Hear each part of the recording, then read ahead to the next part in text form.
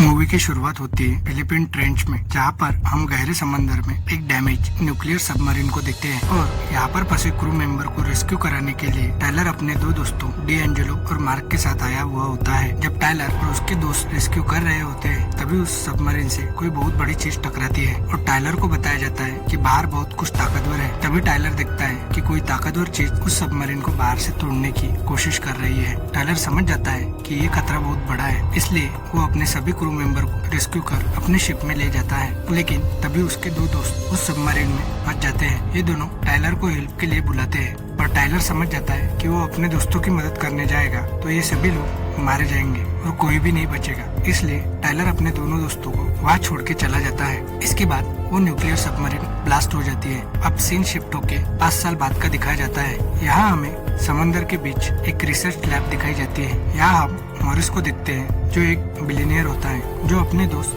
Doctor जैंग और उनकी बेटी स्वेन के साथ मिलकर एक मिशन को सुपरवाइज कर रहा होता है, जिससे वो पता लगाना चाहता है कि मरीना ट्रेंच के सबसे गहरे भाग में क्या है। तभी डॉक्टर जैंग मॉरिस को अपनी टीम से मिलाते हैं। इसके बाद हम सबमरीन पायलट लोरा को देखते हैं, जो दो साइंटिस्ट तोशी और वॉल के साथ मरीना ट्रेंच के गहराई में निरीक्षण कर रही होती है। डॉक्टर जैंग मॉरिस को बताते हैं जिसे हम मरीना ट्रेंच की सतह मान रहे हैं, दरअसल वो हाइड्रोजन सल्फेट की एक लेयर हो सकती है और बादल जैसे दिखने वाले इस लेयर के नीचे एक अलग दुनिया हो सकती है, और अगर ऐसा हुआ तो वो लोग उसे देखने वाले पहले इंसान होंगे। अब लोरा अपने सबमरीन को लेकर थर्मोसिल की सतह पर पहुंच जाती है। फाइनल चेकिंग के बाद मार्क उसे थर्मोक्लीन के लेयर के नीचे जाने की परमिशन दे देता है। अब लोरी अपने मरीन को लेकर धीरे धीरे थर्मोक्लीन के नीचे जाने लगती है। तभी ये बात कंफर्म हो जाती है कि ये मरीना ट्रेंच की सतह नहीं है। अब लोरी इस लेयर को पार करके नीचे जा रही होती है, जहाँ इन लोगों को समंदर के नीचे एक शानदार दुनिया दिखाई देती है। और ये देख ये सभी लोग चौंक जाते हैं और इसे देख ये सभी बहुत खुश होते हैं। इन्हें यहाँ ऐसे सीन दिखते हैं जो इन्होंने पहले कभी नहीं देखे होते हैं। और अब ये लोग धीरे धीरे समुद्र की सतह पर आगे बढ़ने लगते हैं। तभी इन लोगों का अलार्म बजने लगता है और इनकी ओर कोई चीज बहुत तेजी से आगे बढ़ रही होती है। ये लोग मरीन की सभी लाइट ऑन कर देते हैं, लेकिन तभी वो चीज मरीन से आके टकरा जाती है, जिसके बाद मरीन का सर्च स्टेशन से संपर्क टूट जाता है। अब लोरी और उसके दोस्त समंदर के 11,000 फीट नीचे फंस गए होते हैं, जिस वजह से यहाँ डॉक्टर जैंग और उनकी पूरी टीम परेशान हो जाती है। डॉक्टर जैंग उनको किसी भी तरह से बाहर निकालने की कोशिश करते हैं, पर डॉक्टर जैंग के पास कोई ऐसा गोताखोर नहीं होता है जो उन्हें समंदर के 11,000 फीट नीचे जाकर बचा सके। तभी मैक उन्हें कहता है कि केवल टायलर ही है जो समंदर के 11,000 फीट नीचे गया है, लेकिन हेलर कहता है कि उसने कुछ साल पहले अपने दोस्तों को एक रेस्क्यू के दौरान मरने को छोड़ दिया था, इसलिए उसे जॉब से निकाल दिया गया था और हेलर तब उनके साथी था। लेकिन डॉक्टर जैंग के पास इसके अलावा कोई ऑप्शन नहीं होता है, इसलिए वो टायलर से मिलने थाईलैंड आ जाता है। टायलर पहले तो इनकी हेल्प करने से मना कर देता है, पर तभी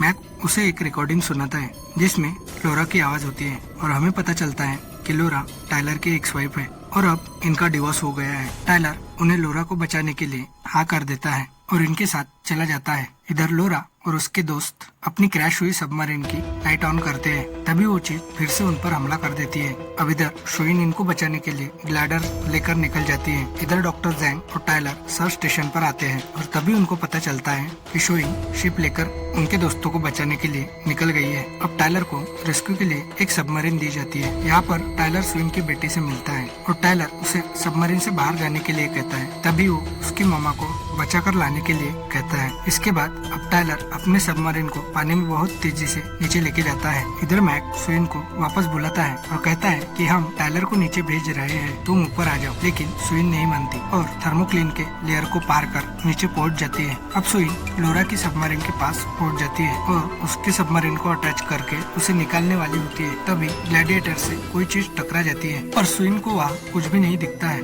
लेकिन तभी बड़ा सा स्क्वाड आकर उसके ग्लैडर को जकड़ लेता है और उसे तोड़ने लगता है। ये देख रिसर्च सेंटर में बैठे लोग डर जाते हैं, पर तभी वहाँ लगभग 25 फीट लंबी शार्क आकर उस स्क्वाड को खा जाती है। तभी टायलर बताता है कि ये मेगालोडॉन है। टायलर उसे कहता है कि वो लाइट की तरफ अट्रैक्ट होती है, इसलिए वो स्विन को अपनी सारी लाइट बंद करने के लिए कहता है। स्विन अपने ग्लैडर की लाइट बंद करने की कोशिश करती है, पर तभी मैक स्विन के ग्लैडर की तरफ तेजी से बढ़ती है और टायलर स्विन को बचाने के लिए अपने ग्लैडर से लाइट छोड़ने लगता है। इससे मेगालोडॉन डाइवर्ट हो जाती है और अब वो टायलर की शिप की ओर बढ़ती है। टायलर स्विन से ऊपर चले जाने के लिए कहता है, क्योंकि उसका ग्लैडर डैमेज हो चुका था। इसके बाद स्विन वहाँ से चली जाती है। अब टाइलर अपने ग्लैडर को लोरा की सबमरीन के साथ अटैच कर देता है और लोरा को ऊपर खींचने लगता है। तभी वो शार्क टाइलर की सबमरीन की तरफ आने लगती है। तब टाइलर वॉल को भी जल्दी से ऊपर खींच लेता है। अब वो शार्क टाइलर की सबमरीन के बहुत करीब पहुंच चुकी होती है, इसलिए तो ही मरीन का गेट बंद कर देता है और सबमरीन को अलग कर देता है, क्योंकि वो नहीं चाहता कि उसकी वजह से सब मारे जाए। और अब तोशी अपने सबमरीन की सभी लाइट ऑन कर देता है। इससे वो मेग इसकी मरीन को तोड़ देती है और वो सबमरीन ब्लास्ट हो जाती है। टाइलर और बाकी सब ये देखकर बहुत अपसेट हो जाते हैं। अब टाइलर और बाकी सब ऊपर आ जाते हैं, लेकिन लोरा मेग के हमले से काफी ज्यादा जख्मी हो जाती है। हेलर टाइलर को बताता है कि लोरा का बहुत ज्यादा खून चला गया है और 5 साल पहले उसने टाइलर की बात पर विश्वास नहीं किया था, इसलिए वो टाइलर से माफी भी मांगता है। टाइलर कहता है कि तुम लोरा को बचा लो, हिसाब बराबर हो जाएगा। अब इधर डॉक्टर जैंग और उनकी टीम समझ गए हैं कि उन पर एक मेगलाडॉन ने हमला किया था जो 20 लाख साल पहले खत्म हो चुकी थी, लेकिन ये आज भी जिंदा है और वो लोग इस पर और भी रिसर्च करना चाहते हैं। तभी वहाँ टाइलर आता है और उन्हें ऐसा करने से मना करता है, क्योंकि इंसानों और मेग के बीच की लड़ाई में मेग ही जीतेगी। तभी इधर स्विंग की बेटी रिसर्च सेंटर में खेल रही होती है। तभी वहाँ पर एक मेग आती है और इसे खाने के लिए उस पर अटैक करती है, पर वहाँ बहुत मजबूत ग्लास लगा होता है, इस कारण वो बच्ची बच जाती है। पर इससे वो काफी डर जाती है और वो जोर से चिल्लाने लगती है। उसको सुनकर सभी लोग वहाँ आ जाते हैं और वो लोग ग्लास पर कुछ दांत के निशान देखते हैं। तभी वहाँ पर एक वेल आती है और इनको लगता है कि ये काम